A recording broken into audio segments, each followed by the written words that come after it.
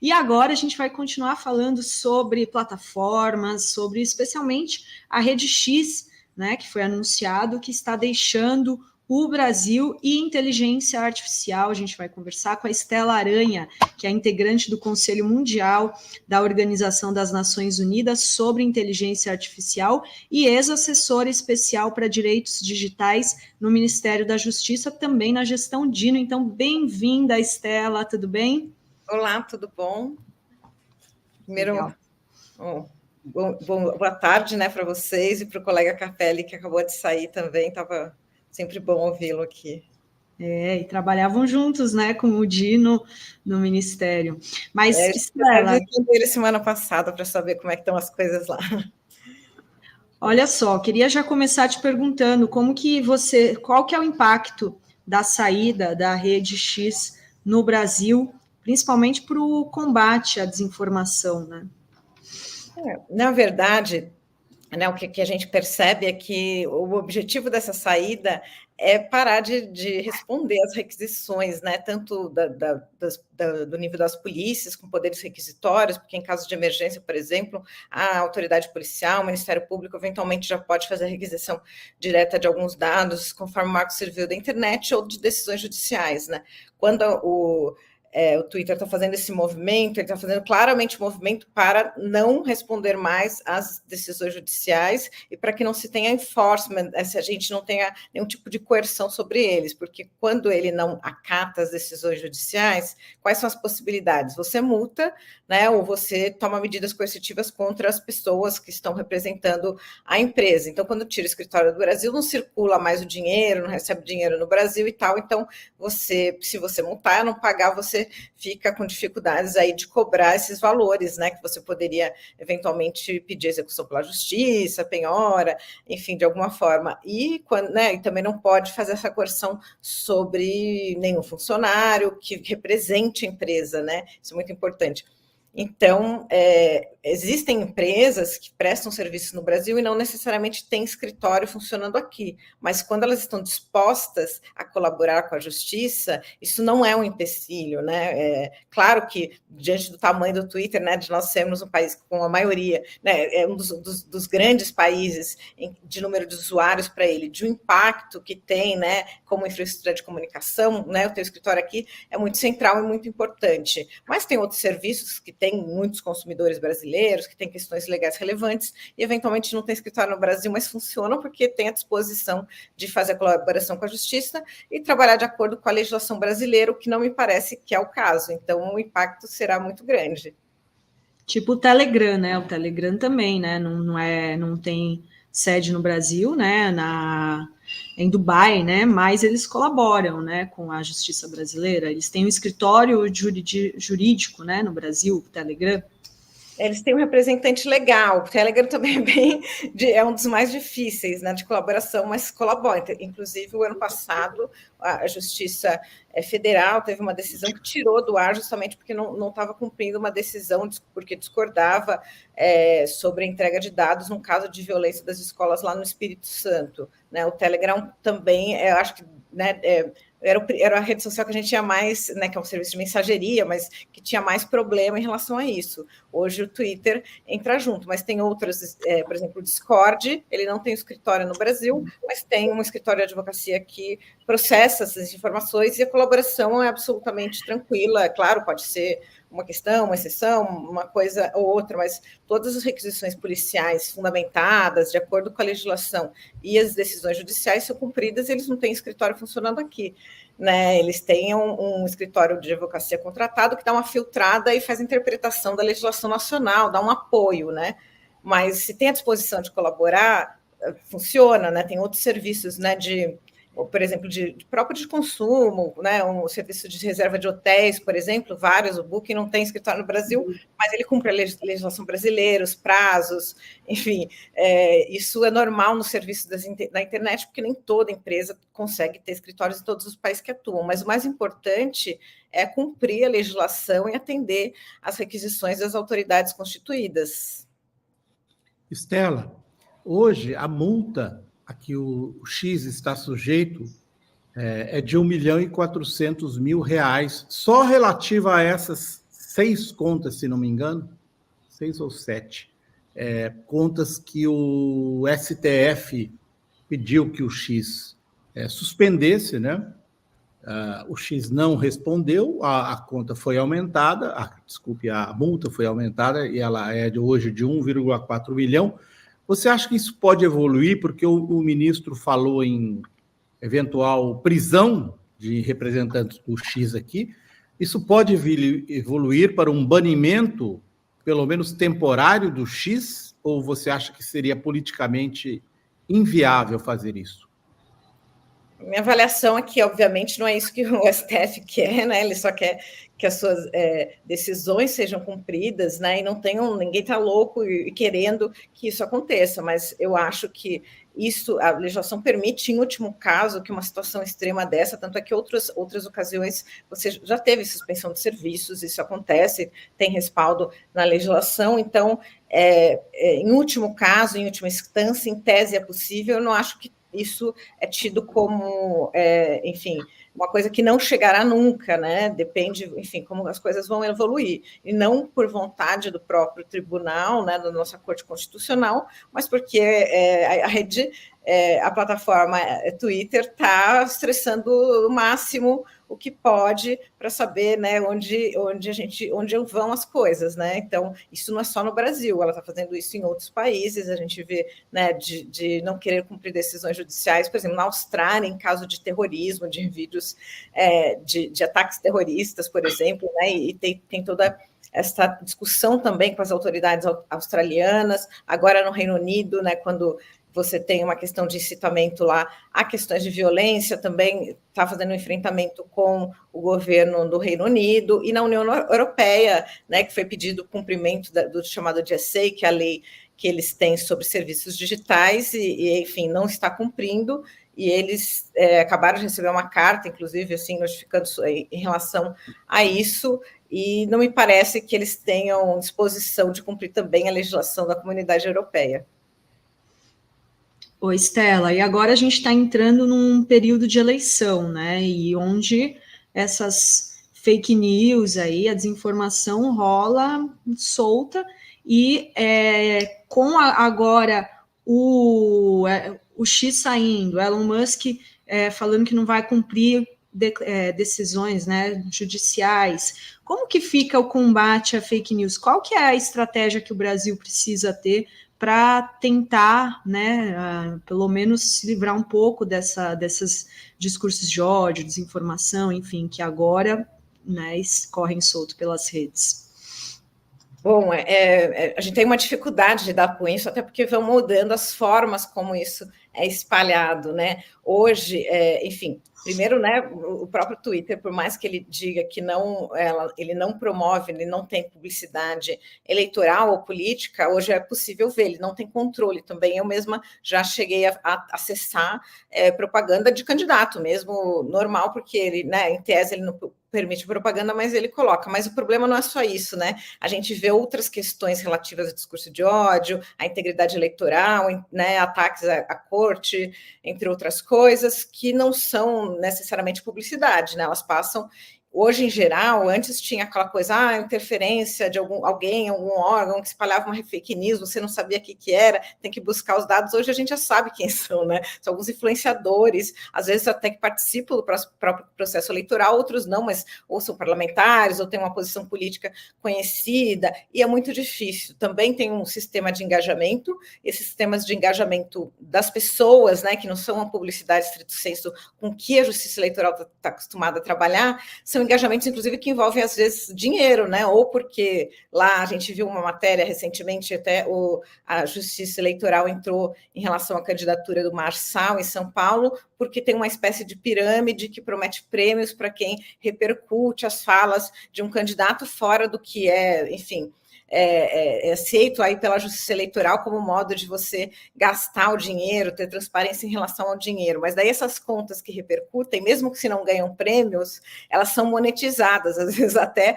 pelo jogo do tigrinho, por outras propagandas, né? Porque elas têm muitos views, elas pegam as coisas polêmicas, essas situações polêmicas muitas vezes são geradas em debates da própria corrida eleitoral, então fica tudo muito confuso, né? A Justiça Eleitoral costumava trabalhar como ela é organizada, é para trabalhar com a propaganda regular, né, dentro do processo eleitoral, que tinha uma igualdade de pleitos, você tem tempo de TV distribuído, a TV, por exemplo, você tinha um equilíbrio de cobertura de candidatos, hoje não, você, enfim, tem views e acesso a massas, né, em redes sociais, e você não tem nenhum tipo de equilíbrio, nenhum tipo de controle, você pode apresentar um programa, ficar falando todo dia lá, fazendo live, com milhões de views, e o outro candidato não, e dá uma desigualdade muito grande, aí tem esses cortes, tem o abuso de poder econômico, né, como foi dito no Ministério Público Estadual, lá na questão de São Paulo, né, em relação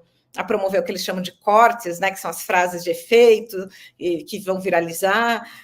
Então, como hoje, né, se organiza a Justiça Eleitoral para coibir problemas de propaganda que interferem no equilíbrio do pleito, e como que a internet está funcionando hoje, está um pouco distante, vai dar muito trabalho, e com a falta de disposição, né, de uma das principais redes sociais, que a gente chama de infraestrutura de comunicação, por exemplo, que é o Twitter, que tem um impacto muito grande de demobilização, né, e você vê no Reino Unido, é a prova disso, né, a falta de colaboração, o impacto é maior, porque bem ou mal, você, quando tem alguma colaboração, você não tem exatamente na legislação, né, aquele roteiro, mas se sabe que é uma coisa irregular, que está, enfim, citando ódio e tal, você faz uma moderação, você cobra lá e a rede social resolve de alguma maneira, e sem a colaboração fica muito difícil.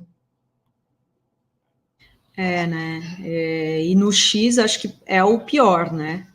O X é onde está a maior parte, né, dessas postagens, né? O Instagram, tudo parece mais limpinho, né? Assim, limpinho. Eu acho que o Capelli falou anteriormente, na fala dele, na época que, lá no Ministério da Justiça, né, que eu junto com o ministro Dino, a gente coordenava a Escola Segura, né? E era isso, né? A gente...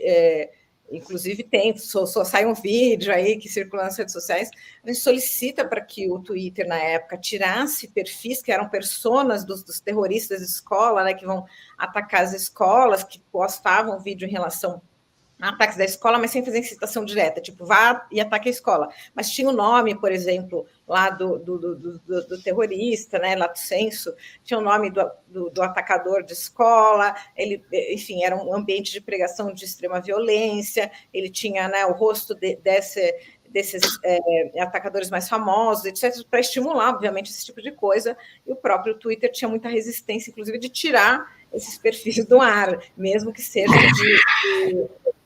de estímulo ao terrorismo, né? Então, e aí as outras redes sociais colaboravam, então tinha uma diferença muito grande em relação a isso. E quando o Twitter passou a colaborar, devido à pressão do Ministério da Justiça, portaria que fizemos, as possibilidades de sanções, etc., mudou completamente, a gente conseguiu controlar isso. Então, provando que a colaboração e os números despencaram.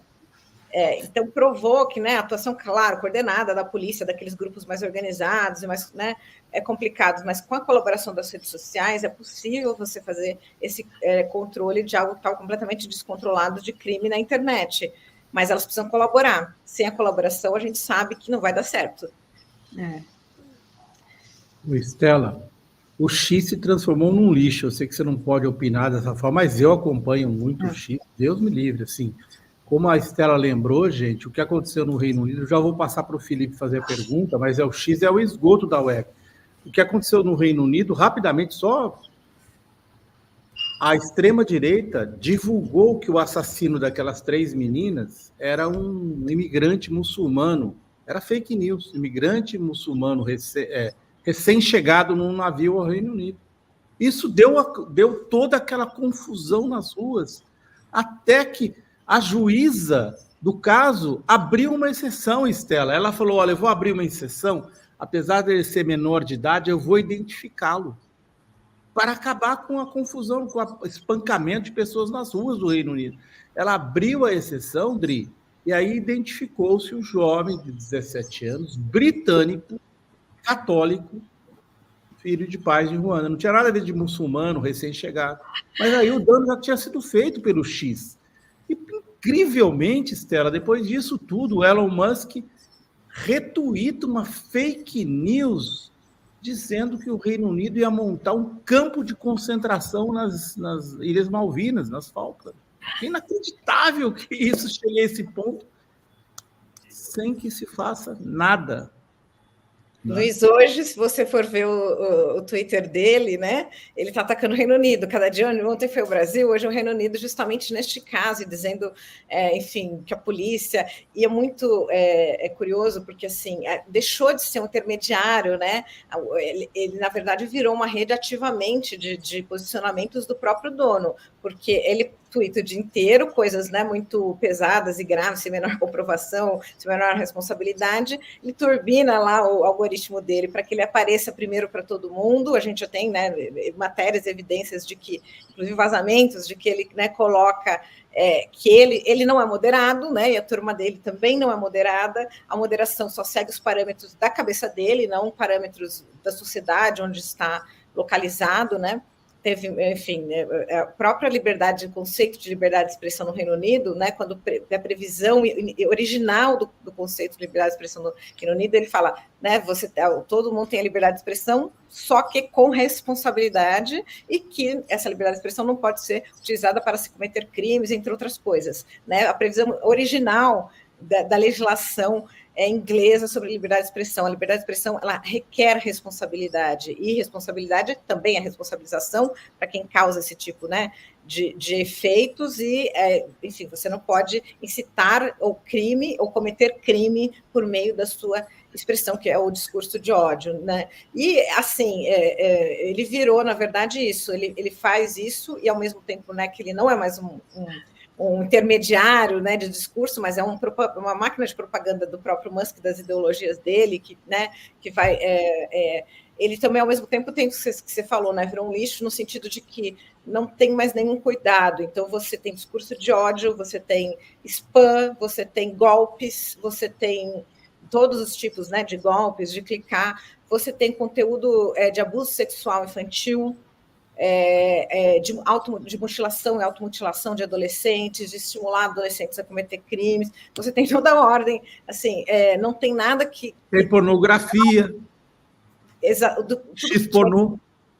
Então, e assim, qualquer site hoje, né, do mundo que vende, que veicula pornografia, minimamente, né, até por pressão dessa questão da exploração sexual infantil e da nudez não consentida, você, quando você vai postar alguma coisa, você tem uma verificação, se você, não só de idade, né, do usuário e tal, mas se você é você mesmo, se você está autorizado a circular aquele tipo de vídeo. Claro que tem suas falhas, mas, em geral, mudou muito esse ecossistema depois de muitas denúncias em relação, né, a coisas gravíssimas de exploração sexual de mulheres e meninas em especial, e você... né, bem ou mal, os grandes sites que têm uma circulação do tamanho do X, ele tem uma série de etapas, ninguém pode chegar lá e postar qualquer coisa sem alguma verificação para coibir que você poste nudez não consentida, revenge porn, exploração sexual de modo geral, todas essas coisas. O X não, cada um posta que quiser, sem comprovação de nada, sem que a imagem entende, né, que ele poderia postar essa imagem porque é uma atividade, né, que exerce. Ele pode estar postando qualquer coisa de qualquer pessoa, e a nudez não consentida, tal, e como é que faz esse tipo, né, a retirada disso? Então, é um risco, né, um risco de aumentar a exploração sexual, seja de mulheres e homens, né, também, ou de crianças, de modo geral, você ter nudez não consentida, quer dizer, uma máquina de produzir crimes em série, né, crimes financeiros, golpes, propagandas de coisas, né, de produtos não confiáveis, que depois dão problema, ou que não entregam porque são perigosos. Ou porque o jogo do tigrinho, né, Stella? É o que mais tem, né? Cripto, jogo do tigrinho, assim, não tem uma propaganda. Os anunciantes, na verdade, né, isso que, né, a gente sempre fala, o Twitter não tirou o escritório do Brasil, né? Ele tirou o escritório do Brasil porque não tinha interesse econômico e financeiro, porque se fosse por liberdade de expressão, ele não ia na China, ele ia tirar a tela da China, ele não ia lá na China fazer conference calls com o presidente chinês, porque o X, o Twitter é vedado lá, ele não pode funcionar justamente neste debate aí sobre expressão. Então, né, o que tem é que, obviamente, os anunciantes saem, né, dessa plataforma porque não querem estar vinculados com esse tipo de conteúdo, né, que causa danos, que causa risco, que é crime, que é né, todos esses tipos de sorte de conteúdo. Ele vai perdendo essas suas receitas, ninguém mais quer anunciar lá para não ter, né, risco reputacional, aí você só anuncia essas coisas duvidosas, né, que não tem problema de risco reputacional, porque, né, então né, é isso, e aí vai se retroalimentando essa decadência e esse espaço fora da lei e enfim, né, muito que assim, né, que com riscos. Imagina uma criança, você não tem verificação de idade, uma criança entra lá, pode, enfim, ter contato com qualquer material, é muito complicado. Com certeza. Felipe, você tem alguma pergunta?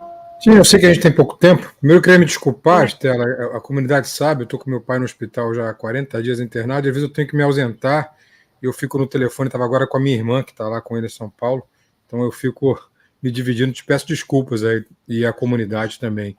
A minha pergunta é muito simples, assim, simples não, ela é complexa, mas trata de fatos que a gente vê com que acontece cotidianamente. Ontem, por exemplo, eu estava discutindo na CNN sobre um suicídio de um adolescente numa escola tradicional de São Paulo. Acho que vocês acompanharam esse caso.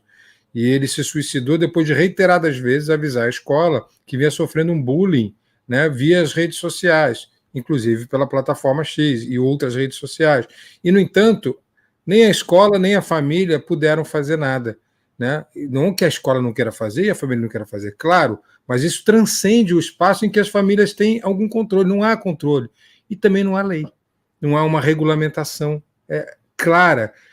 Existe uma estratégia de comunicação para falar sobre isso, para mostrar que essas tragédias são produzidas pela desinformação.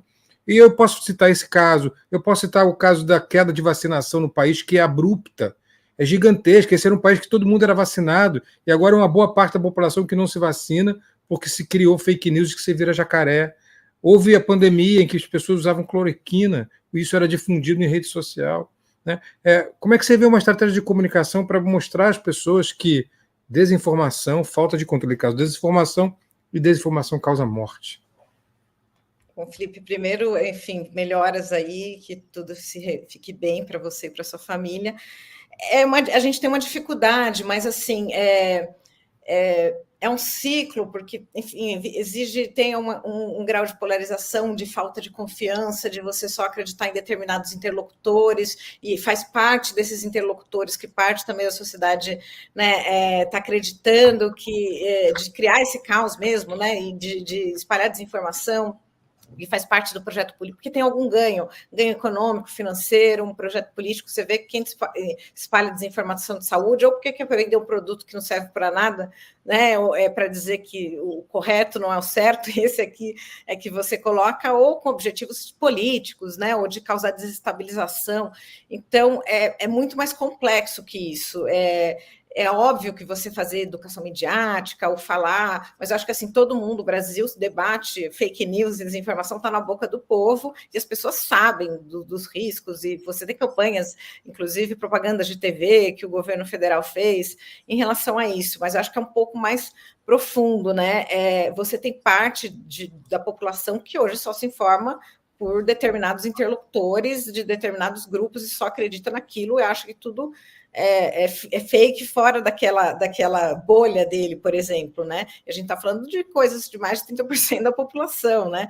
Então, as coisas são um pouco mais graves aí, como a gente vai trabalhar com isso. Claro, sempre tem que reforçar muita educação, muita conversa, esclarecimento, entre outras coisas, mas tem um componente político aí no meio que dificulta um pouco, porque não adianta você mostrar que fake news que a pessoa não quer ver, não quer ouvir, não quer acreditar, ela só vai acreditar naquilo que vem de determinados nichos de pessoas e lugares que estão falando coisas que elas acham que é coerente com aquele sistema de crenças que ela já construiu e que estão muito arraigados, né? Essa história da vacina é um sistema de crenças que está muito arraigado já em parcela da população. A gente conseguiu aumentar a cobertura vacinal com campanha muito intensa do Ministério da Saúde e Trabalho, né? Em especial do Ministério da Saúde e de Comunicação também, principalmente em relação às crianças e adolescentes, mas você tem uma parcela da população que você não consegue mais atingir, não é só no Brasil, é no mundo inteiro, né? Todo mundo falando nisso, isso veio um pouco, né, dos Estados Unidos, e aí se espalhou nesse sistema de desinformação de extrema-direita do mundo, e as redes sociais aí são um vetor para isso. Então, é muito mais complexo, mas é claro que se as redes sociais trabalham, né, inclusive para coibir esse tipo em geral, o algoritmo ele vai sempre trabalhar para formar as bolhas, para você ouvir o que você quer, entre outras coisas. Hoje em dia, até... E aí, meio que não é só, né, a gente discutia isso antigamente, né, na coisa de fake news, mas hoje é mais a influência de alguns influenciadores. E esses influenciadores, para ele ter esse retorno desse sistema, ele também tem que continuar fazendo polêmica, fazendo confusão, falando isso, para que o algoritmo entregue mais. Né? No dia que, sei lá, o Nicolas parar de fazer confusão, ele não vai ser entregue para os eleitores dele. Então, ele nunca vai parar de fazer, porque senão ele some, porque, entendeu? Vira uma coisa de retroalimentação, que os influenciadores vivem disso, ou na política, deu exemplo, mas, né, ou vivem disso por dinheiro, por monetização, então eles têm que criar essa polêmica, essa confusão, inventar essas mentiras para... Né, e para o algoritmo entregar, para eles estarem, enfim, e aí se eles também não param, então fica meio que, vira um sistema de retroalimentação desses influenciadores, e fica muito difícil, né, porque muitos deles têm um lugar legítimo de discussão, porque eles são parlamentares, estão políticos, não é uma conta anônima que você não sabe quem é que divulga uma fake news, é um parlamentar que tem... né, espaço para falar e vai falar no parlamento, inclusive tem inviolabilidade do discurso dele, de certa forma, claro que tem essas limitações, né, de cometimento de crime, mas, enfim, são interlocutores legítimos, não é mais aquela coisa escondida que você não sabe quem fez a fake news, aí dispara no WhatsApp, você não sabe como que trabalha, né, então, e aí as pessoas se identificam e seguem e repetem aquele... influenciador. Então, é isso que a gente está hoje nesse sistema, é isso, né? Como que a gente trabalha com esse tipo de influência, né? Toda a informação mediada por esses influenciadores. E tá aí Pablo Marçal, né, para a gente ver. Estela, queria te agradecer, muito obrigada, viu, pela entrevista aqui hoje. Até a próxima, boa semana para você. Tchau, tchau. Obrigada, até mais. Tchau, tchau.